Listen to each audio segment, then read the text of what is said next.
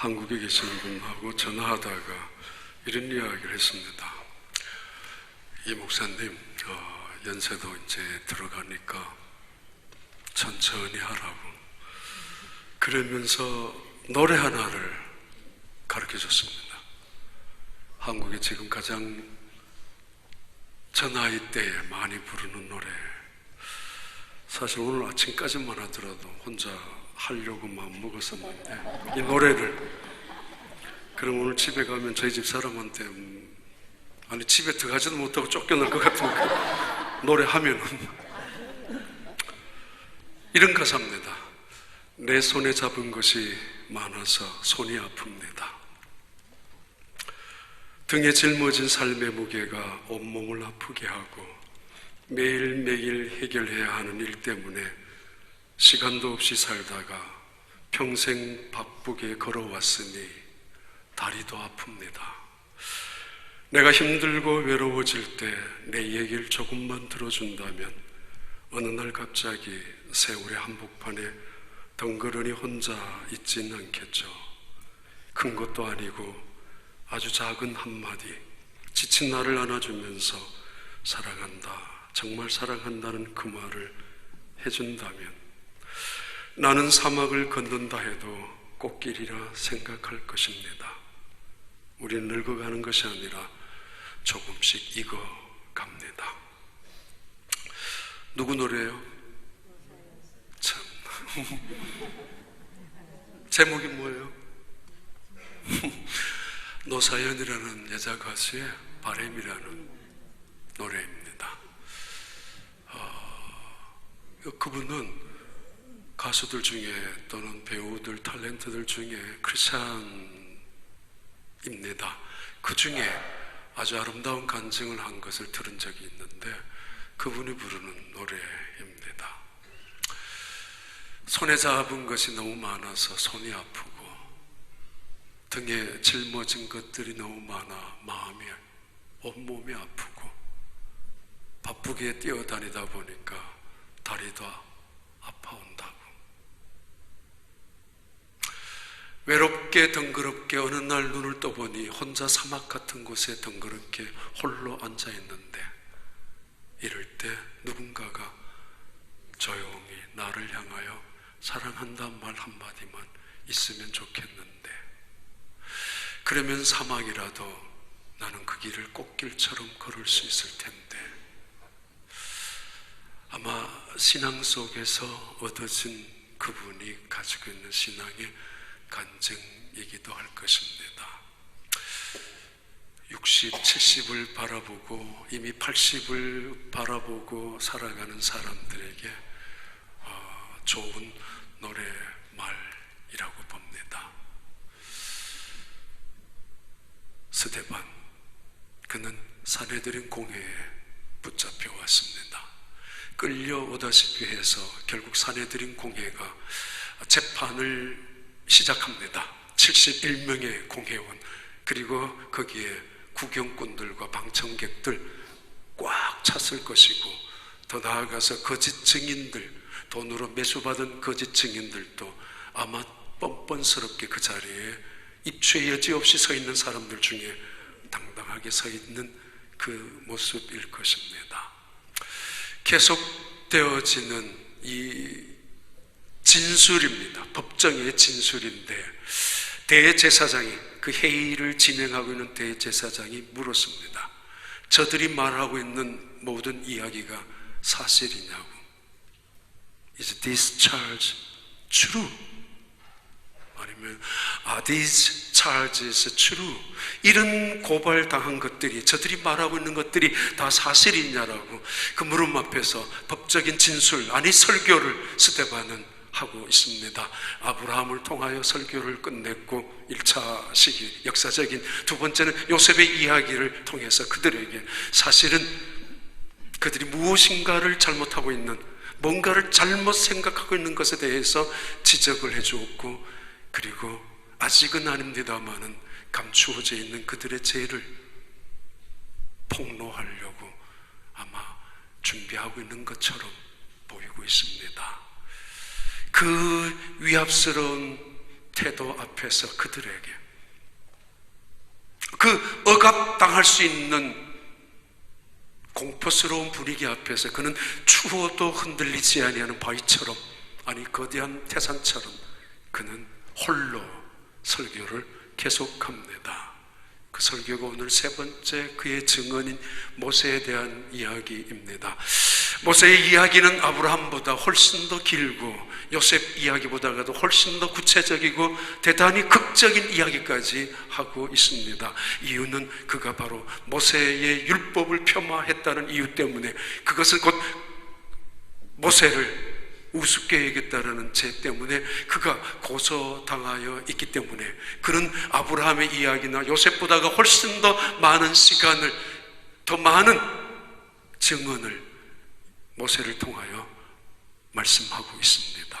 그것이 오늘 본문의 전체 이야기입니다. 꽤 오래전에 한번 말씀을 드렸습니다. 직업병이 있다고, 또는 어떤 분은 일하다가 세탁소에서 오랫동안 일하다가 화학물질 때문에 몸에, 또는 그 가발 가게 하다가 보면은 그 화학 그 제품 물질을 사용하다가 보면은 기관지나 어려움을 당하는 사람들이 있을 것이고, 하루 종일 공장에서 먼지를 맡는 사람들 좀 아마 안 좋을 것입니다. 하루 종일 회사에서 앉아만 있는 사람들도 마찬가지일 거고, 어쩌면 그런 것들을 직업병이라고 할 수 있을 텐데 정말 억울할 것입니다. 그래도 그들은 돈을 벌기 위해서라도 그렇게 일을 할 텐데, 가장 억울한 사람들, 교회 와서 병 얻는 사람들입니다.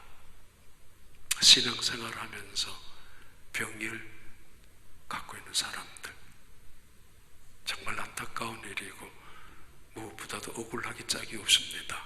이유는 돈을 버는 일도 아니고 돈을 주면서 시간을 바쳐가면서 하나님의 은혜를 받기 위하여, 치유와 평안을 얻기 위하여 교회에 나왔는데, 어느 순간 왜 그런지, 언제부터인지, 무엇 때문인지 알 수 없지만은 결국 병에 걸리고 만 사람들이 있습니다.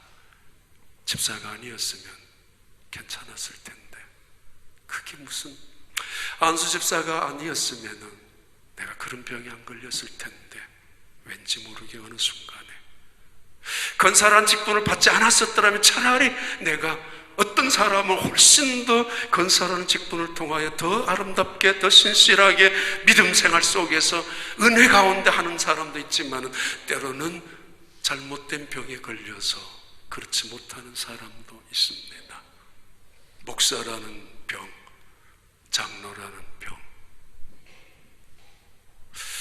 서기관들, 그들은 성경을 들고 다니고 성경을 가르치는 사람들이었습니다. 성경을 몰랐으면 차라리 좋았을 텐데 성경을 잘 안다고 떠드는 서기관들, 그들이 병에 걸린 사람들이었습니다. 대제사장, 그리고 제사장들, 하나님의 일을, 하나님 앞에 제사를 드리는 가장 거룩한 일을 하는 사람들, 그들입니다. 가장 가까이에서 봉사하고 섬기는. 그런데 그들이 중병에 걸리고 말았습니다. 기도 남보다 열심히 하고 의롭게 살아가는 거, 하나님의 말씀대로 살아가려고 몸부림을 쳤던 그 사람들, 차라리 내가 죄가 있다라고 그저 생각했으면 좋았을 텐데, 나는 의롭다라고 생각해서 기도 많이 하는 거, 구제하는 거, 선하게 살아가는 거, 율법을 지킨 것들 때문에 그들은 바리새파들, 바로 병에 걸리고 말았습니다. 억울한 일입니다. 왜 그랬는지. 하나님의 축복이라고 우기면서 주어진 물질 가지고 그리고 살아가는 그 사람들에게 차라리 그 물질은 화요였고 저주였습니다. 하나님을 잊어버린 채 살아갔던 사두개파들 말입니다. 그들, 대제사장과 제사장, 서기관과 바리새파와 사두개파, 이 사람들, 그들이 산헤드린 공회의 대표자였고 그들이 재판정에 서 있습니다. 그들이 고발했었습니다. 이 스데반은 모세의 율법을 폄하했고, 모세의 율법을 폄하했다는 이야기는 곧 모세를 무시했다라는 이야기와 동일합니다. 그래서 스데반은 붙잡혀 있습니다. 그 산헤드린 공회 앞에서, 그리고 모두는 그 스데반의 이야기에 귀를 기울이고 있지만은 마음은 전혀 아닙니다. 그런 순간에 유심히 보았죠. 스데반의 얼굴이 천사의 얼굴 같았었다고. 말은 안 하고 있지만은 다른 사람들 얼굴은 어땠을까? 누가는 간접적으로 대조하고 우리를 향하여 그 이미지를 갖게 하고 있습니다. 고소를 한 자들과 고소를 당한 자의 이 산헤드린 공회의 모습입니다. 이스라엘 백성들, 하나님은 아브라함에게 이스라엘 백성들을 향했던 약속을 하셨습니다. 첫째 약속은 너의 자손이 하늘의 별처럼 땅의 모래처럼 번성하게 될 것이라고. 그러나 그 약속은 아브라함이 죽을 때까지는 이루어지지 않았고, 그리고 적어도 이삭과 야곱과 요셉이 살았을 때까지도 이루어지지는 않았습니다. 두 번째 약속은 하나님께서 너의 이름을 창대하게 할 것이라고. 누구든지 너를 저주하는 자 내가 그를 저주할 것이고, 누구든지 너를 축복하는 자 내가 그를 축복할 것이라고. 너는 복의 근원이 될 것이라고. 엄중한, 대단히 엄중한 하나님의 약속과 언약을 아브라함에게 주셨습니다. 그러나 그것도 그렇게 실감나게 성취되지는 않았습니다. 가는 곳마다 핍박을 받았고 무시당했던 것이, 물론 하나님의 개입에 의해서 그가 이집트 왕에서부터 풀려난 적도 있었지만은, 하나님께서 세 번째 약속은 그에게 땅을 주시겠다는 약속이었습니다. 가나안 땅 말입니다. 그러나 지난주 말씀드렸듯이 그는 발 붙일 한 평의 땅도 없이 죽어갔습니다. 그리고는 시간이 400년이 흘렀습니다. 오늘 본문의 시작 이야기입니다. 사도행전 7장 17절 말씀은 이렇게 말합니다. 하나님이 아브라함에게 약속하신 때가 가까움에 400년이 지난 다음 이스라엘 백성이 애굽에서 번성하여 많아졌더니, 400년이 지난 다음, 이것은 자연적인 증가나 통상적인 수단과 방법에 의해서 그런 증가만을 의미하는 것은 절대로 아닙니다. 출애굽기 1장 7절과 9절에 보면 훨씬 더 상세하게 이들의 숫자의 증가가 무슨 이유 때문이었는지를 설명합니다. 이스라엘 자손은 생육하고 불어나 번성하고 매우 강하여 온 땅에 가득하게 되었더라. 하나님이 인간에게 주셨던 생육, 번성, 충만한 그 약속이 이스라엘 백성들에게 이루어지고 있습니다. 400년이 지난 다음, 아니 400년이라는 시간이 가까워질 그때, 100년이 지나고 200년이 지나고 300년이 지났을 때 자연스럽게 증가한 것이 아니었습니다. 400년이 가까워지니까 기하급수적으로 숫자를 불어나게 했었던 것을 의미합니다. 이것은 다른 민족과 판이하게 달랐던 사건이기도 합니다. 출애굽기 1장 9절에 그 말씀 이렇게 우리에게 언급하고 있습니다. 그가 그 백성에게 이르되 이 백성 이스라엘 자손이 우리보다 많고 이민자로 건너갔던 75명, 아브라함의 후손 75명이 많아봐야 얼마나 많아졌겠습니까? 아니, 이집트의 본토민들이 그 많은 사람들보다가 훨씬 더 많아졌다는 이야기입니다. 왜요? 하나님의 약속을 성취하는 시간이 다가왔기 때문입니다.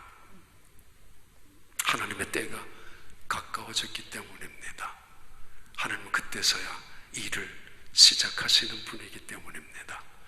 우리 어렸을 때 딸기처럼 딸기밭에 가고 포도처럼 포도원 가고 가수원에, 여름에는 수박과 참외밭에 가서 그랬습니다. 교회에서 학생들과 함께, 선생님들과 함께, 찬양대와 성가대와 함께 그렇게 몰려다녔습니다. 가을이 되면 가수원에, 감나무에 감을 따러 다니고 철이 있었습니다. 근데 지금은 겨울에도 수박을 먹을 수 있고, 한여름에도 겨울에만 나는 과일을 구해서 먹을 수가 있는, 그리고 철이 따로 없는 세상에 살아가기도 합니다. 한겨울철에도 힐링 시스템을 통해서 반바지 차림으로 일하는 사람들도 꽤 많이 있고, 그 뜨거운 여름에도 에어컨 틀어놓고, 심지어 어떤 사람은 가죽 잠바까지 껴입고 살아가는 사람들도 있습니다. 그래서 그런지 철을 모를 때가 있습니다. 특히 휴스턴 같은 경우는 철을 잊어버리고 살아갈 때가 있습니다. 그런데 그러다가 보니까 철을 모르는 사람들, 철이 없는 사람들 꽤 많이 있습니다. 옛날에 10살, 12살, 15살 되면 곧 그 시골 말로 시근이 들었다고, 생각이 깊다고, 철이 들었다고 이렇게 말하지만, 지금은 30이 넘어도 50이 가까워졌는데도 저 사람은 언제 철 들는지, 자식을 낳고 기르고 심지어 손주까지 보고 있으면서도 철이 알드는 사람들을 볼 때가 있을 것입니다. 때가 가까웠다. 다른 말로 내가 철이 들었다는 이야기는 하나님이 계획하신 시간과 때를 내가 안다는 것을 의미하고, 내가 철이 들었다는 이야기는 하나님이 정해놓은 시간과 때에 겸손히 순응하고 살겠다는 것을 말합니다. 너무 조급하지 마십시오. 100년이 지났는데, 아직도 200년이 지났는데 뭘 하느냐고 하나님의 약속은, 300년이 지났는데도 왜 이 모양이냐고, 이제는 끝이라고 말입니다. 그건 내 생각일 뿐입니다.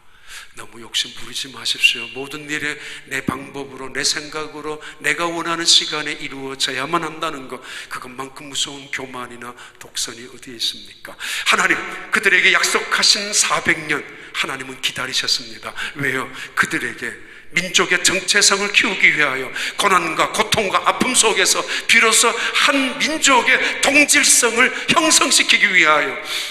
그냥 단순히 잘 살게만 해주었다면 제각기 살았을 것입니다. 민족의 뿌리를 생각하지도 않았을 것입니다. 군대 가서 전우회가 생긴다는 이야기는 그들이 함께 고생하고 함께 기합받고 함께 죽음의 구렁텅이에 빠졌다가 살아나왔을 때에 비로소 군인들은 전우회의 동질성을, 정체성을 갖게 되는 것처럼 적어도 400년의 시간이 필요했던가 봅니다. 이스라엘 민족의 정체성 말입니다. 민족의 고유한 동질성을 얻기 위하여. 그래서 고통이 필요했던 것 같습니다. 그리고 그들이 만약에 노예가 아니었었다면 출애굽할 턱이 없었을 것입니다. 하나님의 뜻은 다 알 수 없지만 받아들이는 것, 하나님의 계획은 우리가 다 이해할 수조차 없지만 기다리는 것, 그걸 믿음이라고 하지 않습니까? 믿음의 세계는 내 생각과 내 고집과 내가 가지고 있는 주인됨의 인생, 바로 내 시간 타임 스케줄에서 하나님의 타임 스케줄로, 하나님의 타임 테이블로 옮겨가는 것이 아닙니까? 아무튼 때가 되었습니다. 그래서 400년이 가까워지니까 수많은 이스라엘 백성들이 이집트 땅에서 번성하기 시작합니다. 이것이 두려웠던 나머지 이 독재자들은, 파라오 그 정권 권력은 이들을, 산하를 억제시키기 위하여 유대인들의 산파를 해유하고 협박해서 너희들 아이들 낳을 때 죽게 만들어라고. 그러나 그 일도 통하지 않았습니다. 더욱더 많아졌습니다. 이때 그들은 기쁨으로, 희망으로 가득 찹니다. 왜냐하면 조상으로부터 들었던 이야기가 이미 있었기 때문이고, 그 이야기는 400년이 되면은 그들이 가나안 땅으로 돌아갈 수 있다는 사실을 조상들로부터 전해 들어왔었기 때문입니다. 창세기 15장에 나오는 하나님이 아브라함에게 이미 약속하셨던 말씀입니다. 여호와께서 아브라함에게 이르시되 너는 반드시 알라, 내 자손이 이방에서 객이 되어 그들을 섬기겠고 그들은 400년 동안 내 자손을 괴롭히리니. 다 알 수 없지만 꼭 이렇게 해야 하는지, 꼭 그렇게 400년이어야 하는지, 그러나 하나님의 계획은 언제나 옳습니다. 안전합니다. 그리고 영원합니다. 우리는 욕심이 많잖아요. 그리고 조급하잖아요. 그리고 우리는 이기심이나 명예심까지 있잖아요. 400년이 가까워지면서 숫자가 급속하게 많아지면서 유대인들은 드디어 하나님이 우리에게 약속하신 언약이 실현될 것이라고 꿈에 부풀었습니다. 그런데 그 꿈은 불과 얼마 가지 않아서 깨어지고 산산이 뺏기고 말 것처럼 보여집니다. 파라오 왕, 그 독재자들이 교묘하고 잔인한 정책이 통하지 않자 이제는 노골적인 탄압을 시작합니다. 그들에게 노역을 더 배나시킬 뿐만 아니라 사내 아이를 낳으면 죽여라. 그 명령이 누구의 명령인데 거절할 자가, 그 명령이 어떤 명령인데 여전히 서슬시푸른 최고의 권력자인 왕의 명령인데 감히 누가 내 자식이라고, 내 자식만은 결코 그럴 수 없다라고 히브리 사람들 이민자의 처지에서 감히 거스릴 자가 누가 있습니까? 결국 그렇게 사내 아이들은 태어나자마자 강물에 던져지고 죽고 맙니다. 그래서 그들은 들떠 있었던 희망은 순식간에 사라지고 말았습니다. 이제 하나님께서 우리에게 희망을 주셨고 그래서 가나안 땅으로 옮겨갈 것이라고 꿈에 부풀었지만은 그것도 잠시였고 결국은 그들은 무서운 절망에 이제는 이 노예로 끝나버릴 것 같은 안타까움 속에, 그런 절망 속에 있었던 바로 그때입니다. 스데반은 그 증언을 산헤드린 공회 사람들에게 증언하고 있습니다. 7장 20절 말씀입니다. 그때에 모세가 낳는데 하나님 보시기에 아름다운지라 그의 아버지 집에서 석 달 동안 길리더니, 스데반은 대단히 구체적으로 그리고 상세하게 모세의 일생이 120년 동안 살았던 그의 일생을 40년 정확하게 세 단계로 구분해서 산헤드린 공회 앞에 있는 그들을 향하여 설명합니다. 너희들이 내가 모세를 무시했다고? 아니야. 내가 모세에 대해서 얼마나 잘 알고 있는지, 내가 그래서 모세를 얼마나 흠모하고 존경하고 그리고 사랑하고 있는지를 보여주겠다라고 작정이나 하듯이 모세에 대해서 거침없이 그들을 향하여 증언합니다. At that time, Moses was born and he was no ordinary child. 원래 의미입니다. 그냥 쉽게 he was beautiful, 어렸을 때 태어나서, 아니 태어난 어린아이가 안 이쁜 부모님 보시기에 그런 아이가 어디 있어요? 하나님 보기에도 생명체는 다 귀한 것이고 다 예쁜 것이지만은 원래 모세가 태어난 그때에 그 아이는 다른 아이와는 달랐습니다.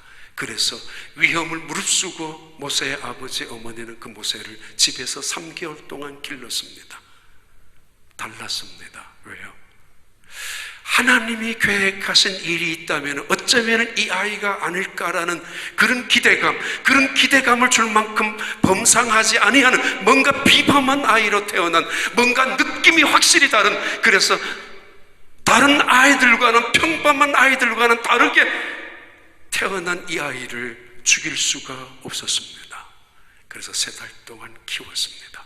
그리고 갈대상자에 넣고 나일강에 띄웠습니다. 나일강에 버려진 이 아이는 바로 왕의 궁중에 있었던, 그것도 바로 왕의 가장 총애를 받고 있었던 공주에게 건짐을 당하고, 그래서 바로 공주의 입양된 양자로 자라게 됩니다.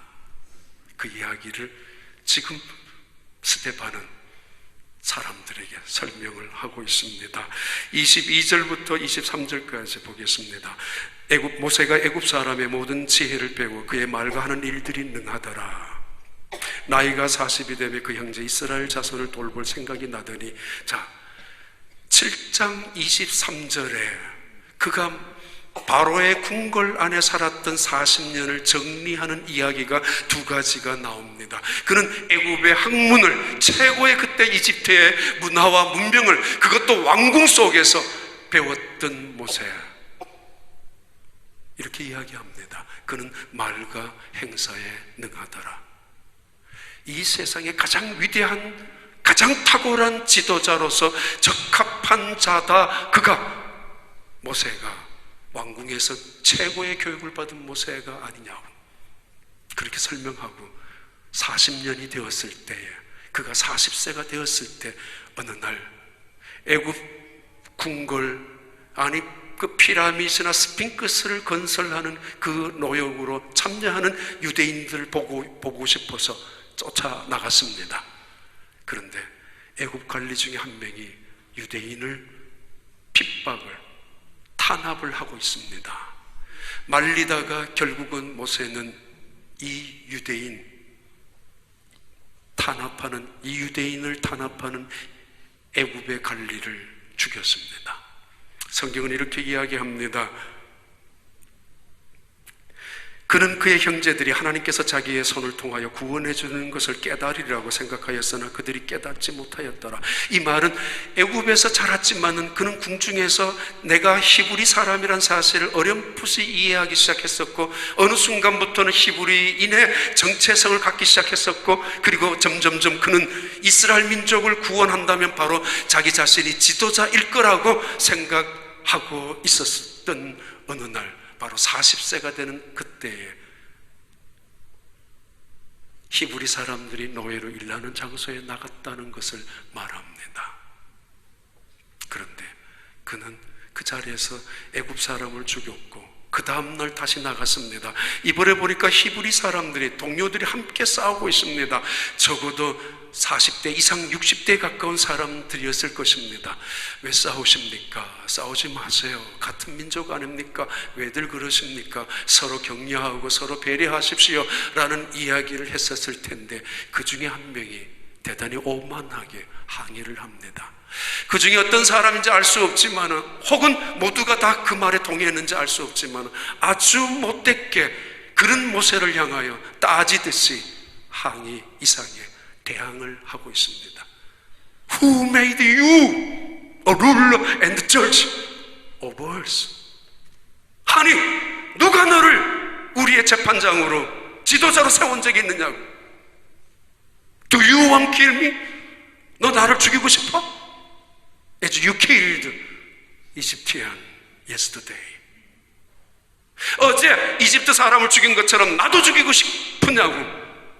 이렇게 오만하게, 무슨 이유인지 알 수 없지만, 이렇게 못되게, 무슨 구실 때문인지 알 수 없지만 모세를 향하여 대들고 있습니다. 선의의 마음으로 나는 이스라엘 백성의 혈통을 갖고 있고, 나는 이스라엘 백성 저들의 노예 속에 탄식하고 있는 그들을 구원해 주고 싶은 마음을 갖고 있었던 모세의 마음에 엄청난 충격을 던져줍니다.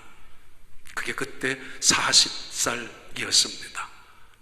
스데반은 이 이야기, 그가 궁중생활에서 배웠던 40년의 이야기를 통하여 무슨 이야기를 우리에게 전달해 주고 싶을까요? 하나님, 기가 막힌 지혜와 하나님의 능력과 하나님의 방법은, 하나님의 섭리는 바로 왕 궁을 소품으로, 바로 왕의 딸 그 공주를 수단으로, 만약에 이 모세가 강물 위에 던짐을 받았을 때 공주가 나일강에 나가지 않았었다면, 시녀들이 함께 동의하지 않았었더라면, 만약에 경비대가 그것을 막았었더라면, 그런 한치의 오차도 없이 모세가 나일강에 버려진 후에 공주가 나갔었고, 눈을 떠서 보았고, 그 나일강에 갈대 상자를 열어보았고, 그 마음속에 자기 아들로 입양시키고 싶었던 그 마음, 하나님께서 하신 것이 아니냐고. 기가 막힌 방법으로 적의 심장 속에서 가장 안전하게, 그것도 최고의 학문을 배울 수 있었던 기회를 주셨던 하나님의 지혜, 하나님의 섭리 앞에, 역사의 무대 속에 있지만 하나님은 이 세상을 여전히 통치하시고 주관하시는 분 하나님이 아니냐라고. 인간의 그 수많은 음모와 술수를 한순간에 무기력하게 만들고, 인간의 수많은 공적과 능력 따위도 한순간에 헛수고로 물거품처럼 만들 수 있는 하나님의 지혜, 하나님의 손끝을 보아라. 그렇게 자란 모세가 있었지 않느냐. 더 중요한 건 그 모세가 최고의 학문을 받았으면서, 그리고 최고의 능력과 문무를 겸한 대단한 왕자의 자리에 있었으면서도 하나님 앞에 그 순간 쓰이지 못했다라고. 그래서 하나님은 세상에 깨있는 사람, 재주 많은 사람, 능력 많은 사람을 선호하는 건 아니라고. 그것은 오히려 실패자가 되고 말았다고 그렇게 이야기하고 있는지도 모릅니다. 봐라, 그는 내가 지도자다, 야만한 지도자가 어디 있느냐라고 했을 때 그는 살인자가 되었고 실패자로, 결국은 도망자로 광야에 멀어진 존재가 되지 않았느냐라고. 그러나 스데반은 우리에게 그것 이상을 가르쳐 줍니다. 그가 누구한테 거절당했는 줄 아느냐? 이집트의 왕이 아니다, 이집트 사람이 아니다. 모세가 거절당한 사람들, 그를 거절하고 그를 리젝트한 사람이 히브리 사람들이라고. 그걸 듣고 있는 사내들인 공회 사람들은 기가 번쩍 뜨입니다. 그리고 조마조마합니다. 저 스데반이 지금 무슨 이야기를 들춰내려고 저 말을 하고 있단 말인가. 왜냐하면 그들의 마음속에 숨겨진 것들이 있거든요. 폭로되지 않았지만 아직도 그들 가슴 속에 뭔가 남아있는 것이 있기 때문에 지금 굉장히 두려움, 초조감으로 그 이야기에 귀를 기울일 수밖에 없습니다. 왜냐하면 예수님이 이 땅에 오셨다고. 그런데 그 예수님을 거절하고 그 예수님을 죽인 자들이 누구냐? 우리가 아니냐고. 그렇게 그분의 스데반은 모세의 일생의 일대기 40년을 그렇게 마무리하고, 그리고 새로운 40년을 이렇게 설명합니다. 7장 30절 32절의 말씀입니다. 40년이 참에 이때 80살이 되었습니다. 40년이 참에 천사가 시내산 광야의 가시떨무 불꽃 가운데서 그에게 보이거늘 됐습니다.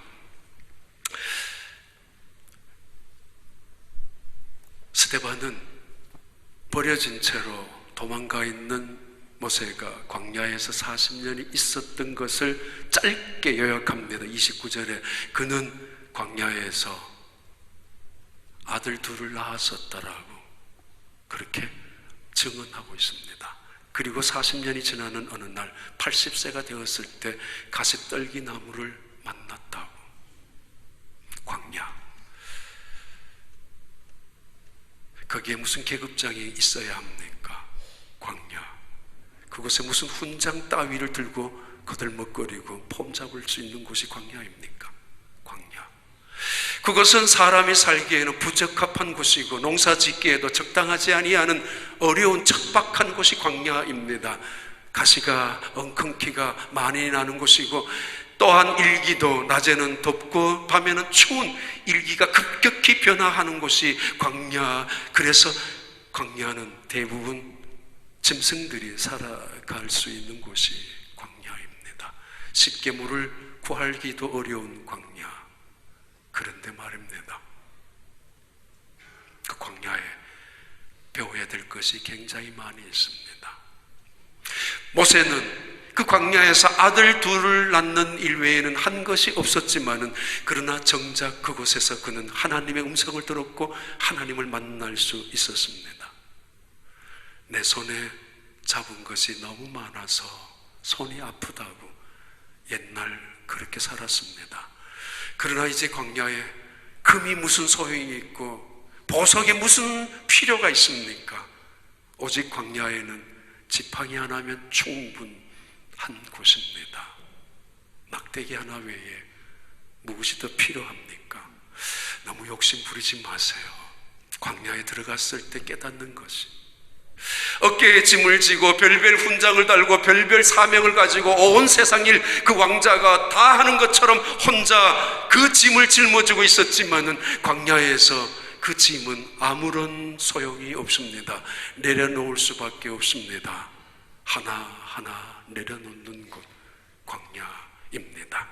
더 이상 실패자들이 은둔하는 장소로, 도망자들이 피난처로 삼는 장소로, 아무도 나를 모르는 사람들이 있는 광야로 내몰림을 당하고 어쩔 수 없이 쫓겨난 사람들이 가는 곳이 광야이고, 마치 때로는 짐승처럼 외롭게 서럽게 눈물만을 흘리며 아무도 믿을 사람 없고 누구 하나 의지할 사람, 찾아갈 사람이 없지만은, 그래서 오직 하나님만을 쳐다볼 수 있는 장소 광야, 그곳에서 모세는 더 이상 마음이 아프지 않았습니다. 더 이상 손도 아프지 않았었고, 더 이상 짐승처럼 걸어 다녔는데도 불구하고 다리조차 아파한 적이 없었던 것이 그거 광야에서 경험했던 40년입니다. 그 광야를 히브리어서는 미드바르라고 하는데, 이 미드바르는 이 광야 히브리어 두 가지 명사가 근거로 합니다. 하나는 디바르라고 하는 건데, 이거는 하나님의 말씀을 의미합니다. 또 하나는 데베르라고 하는데, 이거는 지성소를 말합니다. 광야라는 단어가 두 가지의 단어를 포함하고 있다는 의미입니다. 광야, 사람들이 가기 싫어하는, 내가 낮아지는 곳, 내가 쓰러질 수밖에 없는 곳, 내가 짓밟히는 곳, 내가 실패하는 곳, 병드는 곳, 내가 연약하기 짝이 없는 무시당하는 광야이지만은 그곳에서 하나님의 말씀을 듣는 곳입니다. 리바르, 하나님의 말씀을 비로소 듣기 시작하는 곳. 데비르 또는 데바르라고 하는 것은 또 하나는 지성소를 말합니다. 하나님을 만나는 거룩한 장소.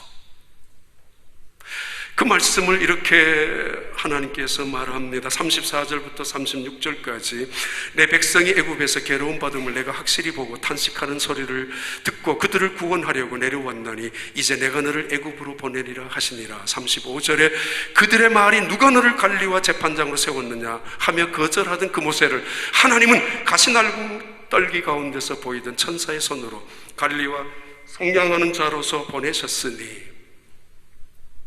광야, 그곳에서 모세는 바로 궁에서 결코 들을 수 없었던 정체성은 조금씩 느끼고 내가 스스로 구원자가 되어야 되겠다라는 자부심은 가진 적은 있었지만은 하나님의 음성을 듣지 못했던 모세가 광야에서 듣습니다.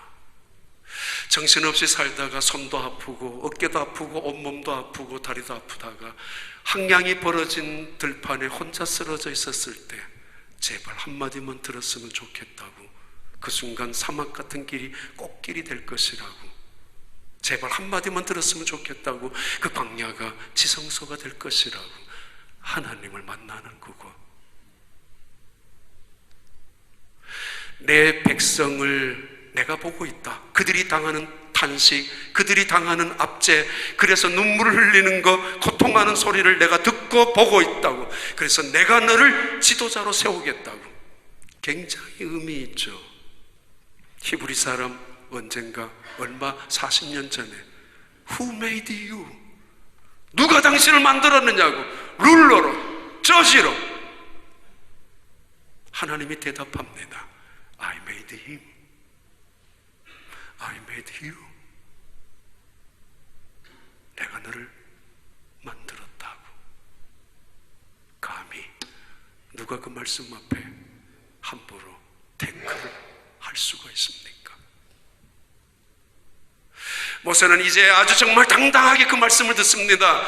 하나님께서 말씀하십니다. 그리고 천사가 입증합니다. 내가 너를 이스라엘 민족의 지도자로 세우겠다. 비로소 왕궁에서 40년 끝난 다음에 그는 실패자가 되었지만은 그러나 다시 광야에서 40년이 끝난 다음 80년 만에 하나님의 음성을 듣고 있습니다. 하나님의 그 장소. 이때 스데반은 그 공회에 들려있는 사람들에게 뭔가를 도전하고 있고 그들의 감추어져 있는 은밀한 제약을 끄집어내고 싶기로 작정하고 도전하고 있습니다. 이렇게 말합니다. 하나님이 모세에게, 모세야, 예, 너가 서 있는 땅은 거룩한 곳이니 신발을 벗으라고. Take off your shoes, your sandals. This is holy ground. You are standing. 너가 서 있는 이 땅은 거룩한 곳이야. 광야가 거룩한 곳이라고, 더러운 곳이고, 광야가 거룩한 곳이라고, 하나님이 없는, 하나님이 떠나간 죽음의 땅인데, 불모지였는데 짐승들이 오락가락하는 독사가 그런 것들이 있는 땅인데 거룩한 곳이라고. 거룩한 곳은 예루살렘에 있는 성전이 거룩한 것이고, 거룩한 곳은 하나님의 영광스러운 임재가 나타나는 우리가 손으로 지은 성전 안에만 거룩한 곳이라고 우기고 있는 그들. 그래서 이 성전을 모독한 죄로 스데반을 끌고 온 그들에게 하나님의 음성을 들려주고 있습니다. 신발을 벗으라고. 그 광야에, 성전이 생기기도 전에 그 광야에 하나님은 결코 이런 땅에는 없을 거라고 우기고 있었던 그 땅에 하나님이 직접 말씀하셨던 것, 누구도 누구도 거부하지 못합니다. 그것은 사실이었으니까. 어디든지 하나님이 계시는 그곳이 거룩한 곳이라는 의미입니다. 그런데 대제사장, 사두개파, 바리새파 서기관들은 이미 익숙해진 관습 속에서 버릴 수 없는 습관 속에서 그 습관이 전부인 것처럼 생각하면서 무엇인가 기득권을 노리면서 그것이 흐트러지거나 누군가가 침해를 하기 시작한다면 못 견뎌하는 사람들, 그래서 한 번도 엎드려 본 적이 없는, 무릎을 꿇어 본 적이 없는, 눈물을 흘려 본 적이 없는, 겸손해 본 적이 없는, 감사조차도 하나님을 믿으면서 섬기면서도 없었던 그들, 중병에 걸려버린 이 사람들, 그들을 향하여 스데반이 말씀하고 있습니다. 봐라! 그 땅이 거룩한 곳이었다고. 가시떨기나무 속에 나타나는 하나님의 그 환상, 형상, 음성, 하나님의 거룩하신 임재, 하나님의 어미하신 임재, 불은 타오르지만은 꺼지지 아니하고 불은 가시에 붙었지만은 나무가 전혀 사그러들지 아니하는 하나님의 독특한 위험 보여주는 사건 아닙니까? 아브라함과 이삭과 야곱과는 다른 방법으로 나타나셨던 하나님, 하늘과 땅의 일치, 이 땅에 그의 백성을 드디어 시간이 되면서 약속을 이루어 가시길 원하셔서 이 땅에 내려오신 그 하나님의 사건입니다. 약속이란 사람이 살아있을 때 가능합니다. 죽으면 그 약속 무효가 됩니다. 그러나 하나님의 약속은 그렇지 않습니다. 영원합니다. 400년이 지난 다음에도 그 하나님의 불꽃 속에서 향하는 하나님의 음성, 모세야, 모세야. 그리고 어쩌면은 그 가시떨기 나무 가지에 번성한 그 가시떨기, 볼품없이 허약하게 짝이 없는 불을 붙이면 꺼져버릴 수도 있는 그 가시떨기 같은 이집트의 공동체 안에 있는 유대인들, 불쌍한 유대인들, 유약하고 허약하게 짝이 없는 이스라엘 민족의 공동체를 상징하기도 합니다. 봐라, 봐라. 그러면서 스데반은 드디어 그가 하고 싶은 이야기를 끄집어냅니다. 바로 우리가 모세를 얼마나 존경하지 않느냐? 아브라함보다도 모세는 훨씬 더 위대한 지도자였다. 왜냐하면 그는 영웅이었기 때문에. 이스라엘 민족의 조상이었던 아브라함보다 훨씬 더 모세는 훌륭한 지도자입니다. 그들을 건져냈기 때문에. 엘리야 같은 선지자보다도 훨씬 더 특별한 선지자입니다. 왜냐하면 이 모세는 하나님과 함께 40일 동안이나 만나서 대면했던 사람이 바로 모세였기 때문입니다. 그렇게 존경하고 그렇게 자랑하는 다윗보다도 모세는 훨씬 더 그들이 빠져서는 안 되는 위대한 조상입니다. 최고의 조상이 모세입니다. 이유는 하나님으로부터 모세의 그 손이, 인간의 그 손이 율법을 전수했기 때문입니다. 율법의 해석은 다양하기도 합니다. 율법의 해석의 방법은 여러 가지 파가 있습니다. 그러나 율법의 가치만큼은 유대인들에겐 절대적이고 유대인들에게 율법의 자부심만큼은 온 세상에서 최고의 것이 율법이었습니다. 하나님으로부터 받은 것이기 때문에 그런 율법을 받은 이 모세, 그 모세와 필적한 사람은 누구입니까? 예수 그리스도밖에 없다라고. 봐라, 그 모세를 하나님께서 궁궐에 키웠고, 봐라, 그 모세를 최고의 학문의 지도자로 세웠고, 그러나 봐라, 광야에서 다시 40년 동안이나 그를 훈련시키셨던 하나님, 기어이 그가 지도자로 돌아왔을 때 홍해가 갈라졌고 반석에서 샘물이 솟아났고, 그리고 마라에서 쓴물을 단물로 만드셨고 만나와 메추라기를 먹이고, 그가 누구냐고? 모세가 아니냐고. 그런데 그때 그를 거절하고, 그때 그를 거역하고, 그때 그를 향하여 반역하고 돌을 들은 사람들이 있었다고. 드디어 그들의 가슴 아픈 이야기를 하고 있습니다. 모세가 누구냐? 이렇게 위대한 사람이었지 않느냐? 그리고 너희들은 지금 내가 모세를 업신여겼다고 고발했는데, 바로 조상들, 우리 조상들 속에서 심지어 모세가 늦게 내려온다고 금 따위를 가지고 우상을, 송아지를 만들어서 모세를 경록해 하고 하나님을 경록해 했던 사건이 우리 조상들 중에 바로 있었지 않느냐라고. 무슨 말이에요? 입으로는 모세를 이야기하고 말로는 율법을 숭상하고 떠들고 있는 그들이 알고 보면은 그냥 습관이나 관념 속에만 남을 죽이는 도구로만 사용하고 있다는 것을 보여주고 있습니다. 그들의 마음을 폭로하고 있습니다. 출애굽 민수기 18장 15절에서 이렇게 예언했습니다. 모세가 민수기 18장 15절에 내 하나님 여호와께서 너희 가운데 내 형제 중에서 너를 위하여 나와 같은 선지자 하나를 일으키리니 너희는 그 말을 들을지니라. 예수님이 오시기 전, 메시아가 오시기 전 이 누구입니까? 모세가 예언한 예언입니다. 이제 언젠가 나와 같은 선지자가 하나 일어날 것이다. 하나님께서 그를 세울 것이다. 누구예요? 예수를 말합니다. 히브리서는 그 예수님을 모세보다도 훨씬 더 뛰어난 구원자로 말씀하고 있습니다. 당연하니까.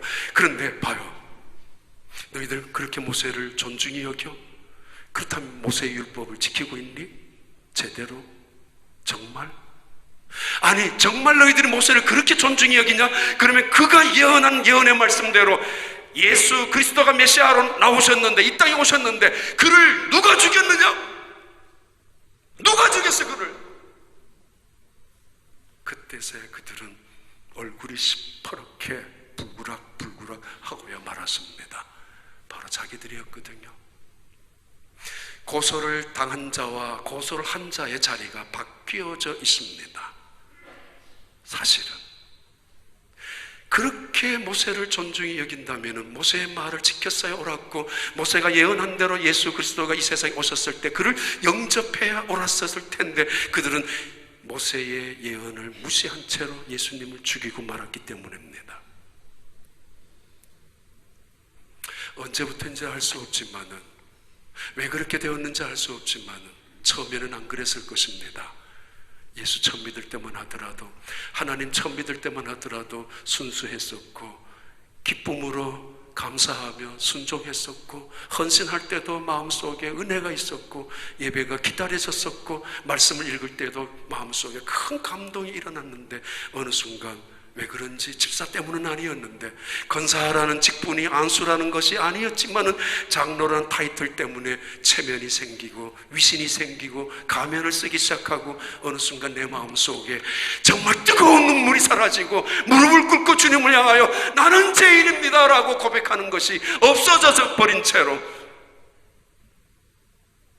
그래서 모세의 이름을 모독했다라고 오히려 스데반을 피고석에 앉혀놓고 따지고 있는 그들, 스데반은 그들을 향하여 설교하고 있습니다. 황량하게 벌어진 광야 한복판에 모세가 들었던 이야기는 하나였을 것입니다. 40년 동안 나는 아무것도 아니구나 깨달았겠지만, 그때마다 하나님은 그를 바라보며 모세야, 난 너를 필요로 하고 있다. 나는 너를 사용하고 싶다고. 나는 너를 나의 구속의 역사의 도구로 사용할 것이라고. 난 너를 아직도 포기하지 않고 있다고. 그래서 40년 동안 광야에서 다닐 때마다 때로는 쓰러지고 때로는 포기하고 때로는 낙심하고 그렇게 없어지는 모세를 향하여 하나님은 바라볼 때마다 아니야, 조금만 기다려. 때가 될 때까지 기다려. 조금만 더 기다려. 그리고는 항상 하고 싶었던 한마디가 내가 너를 얼마나 사랑하는 줄 아느냐. 그 한마디면은 사막 같은 길 속에서도 꽃길처럼, 광야 같지만 지성소처럼 살아갈 수 있는 힘이 거기에 있지 않습니까? 이 땅에 무엇을 원하고 계십니까? 살아가면서. 스데반은 정말 죽을 작정을 하고 그들을 향하여 지적합니다. 중병에 가까워 있는 그들을 향하여 지적합니다. 처음으로 되돌아가라. 주님의 은혜를 사모하고 주님의 말씀 한마디에 감격해 할 수 있는 그 순간으로 되돌아가자고. 하나님 말씀하는 한마디, 내가 너를 사랑한다. 그래서 내가 너를 이 땅에 사명자로 세울 것이라. 어떤 가시나물 떨기 속에서도, 어떤 환경 속에서도 불을 붙이면서 우리의 속에 새로운 힘을 갖게 하시는 하나님, 그 하나님이 어쩌면 여러분 광야 같은 이민자의 삶 속에 걸어가는 우리의 길목에 나타나셔서 위로하시고 꿈을 주시고 새로운 힘을 얻는 그런 축복의 사람들 되길 바랍니다.